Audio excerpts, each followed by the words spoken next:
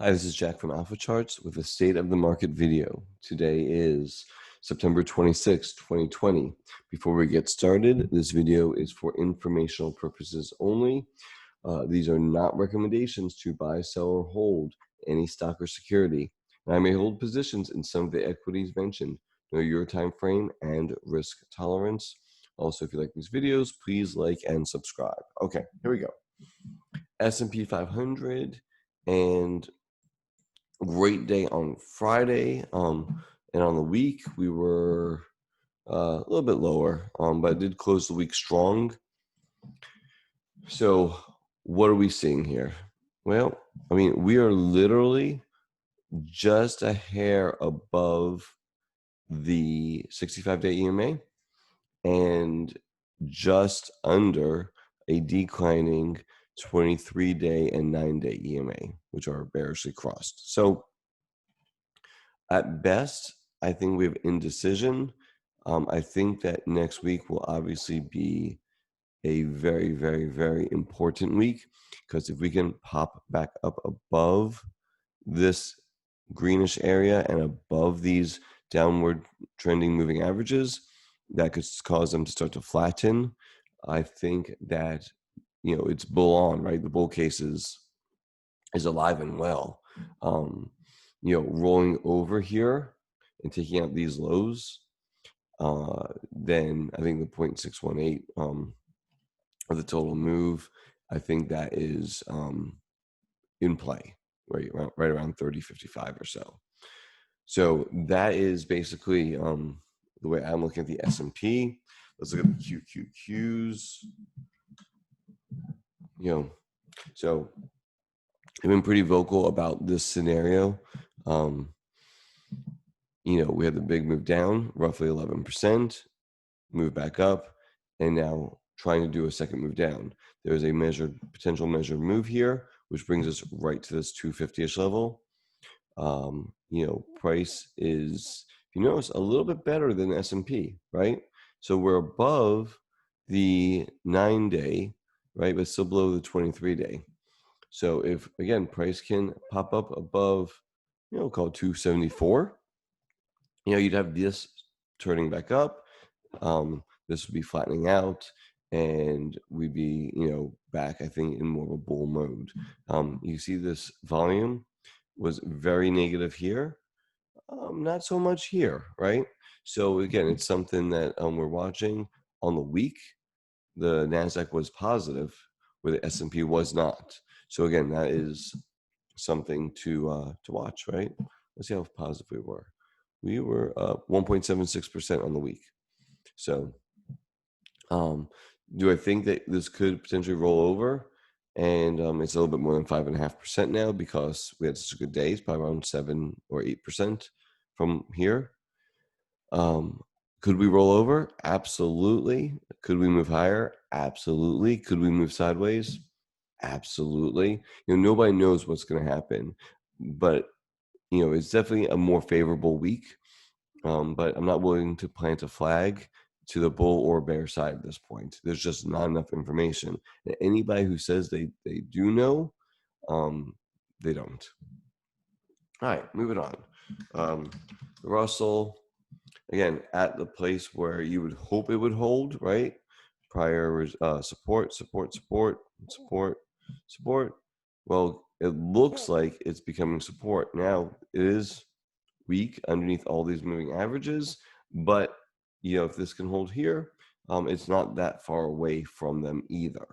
So we'll see what happens here in the Russell and small caps. Okay, let's move on to, let's look at RSP real fast.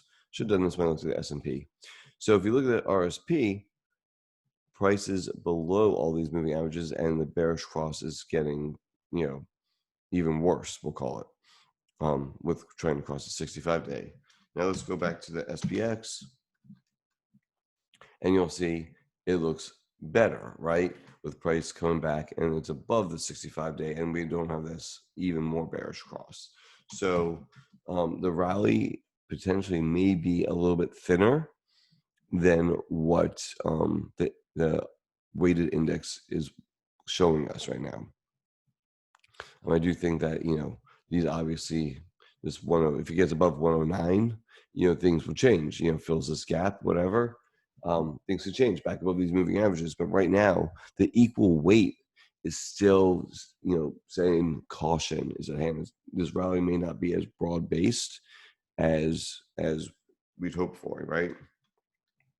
All right, moving on to XLF. I mean, just weak as hell. And I know I was saying, watch for this potential relative strength that was coming on in XLF versus the SPX.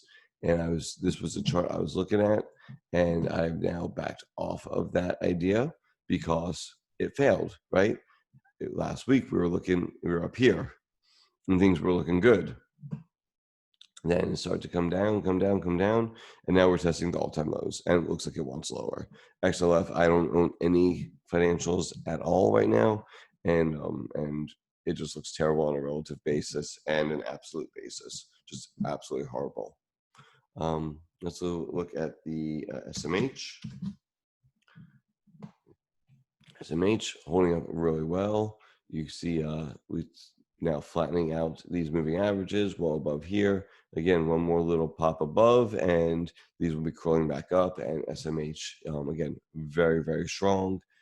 That's, definitely one for the bulls, right? When you look at the week, it had a great week. Well, not great week, but up 0.58%. So it was up. Could we still move lower? Sure. Anything's possible. Right now, we're trapped between the two moving averages getting pinched. So we'll see what happens next week. But this pinch will get tighter and the move will come, right? You get this little downtrend line. I bet this will probably work out somewhere around there. If I go from here, it looks like that. So yeah, again, we break above there. I think that SMH could have some good opportunity in there. And I would look at the individual components of that. All right, next up, lumber is telling us that, it does retrace some, but it held a 65-day EMA. We get a lot of questions. I do. Why the 65-day EMA? If you notice all these charts, the 65, it held. It broke the 50, but kind of held the 65. So that's one of the reasons why I like the 65-day EMA. Not out of the woods yet. I would like to see lumber break out again, but it is, this day was good. We break the 65. We may have some more pain in the market to go. Again, it's not terrible right now, but it definitely is. Listen, it's a downtrend. Take away Friday, and it's a very hard downtrend, right? So lumber, holding 65, that's the line in the sand, I think. Let's look up SPX versus TLT. And, right now, TLT is outperforming SPX. Again, underneath the 65-day on a relative basis, I think things are still pretty cautious out there. Let's look at credit spreads. Credit spreads are widening. This was something I posted the other day on Twitter also. So if you want the bear case, I think this is the chart to make the case with, right? Credit spreads are widening again. Of all the charts, this is probably my most concerning chart for the bull case. I don't like that at all. I think that is, that's a big problem. So definitely the chart to watch. This is going out at weekly highs at the end of the week, and the highest point since July. If we start to take out these areas, much more concerning, or get some sharp increases. Right now, it's not really terribly sharp, but we get a move like this. That is very, very concerning. So again, this is one for the bears. It's a big one though. It's a big feather in the bear's cap. Let's look at the put call ratio. All right. It's not overly bearish, not overly bullish. It's someplace in the middle. Not much of a signal, to be honest. would have liked it to be more bearish. It's just not there though, so we can't make it up. So yeah, just no signal, right? Now, if we can get into this range, that'd be a great signal. We're not there yet. Will we get there? No idea. But no signal there. Let's look at the VIX. So the VIX, yeah, I mean, it's elevated, but it did come in some. Made, maybe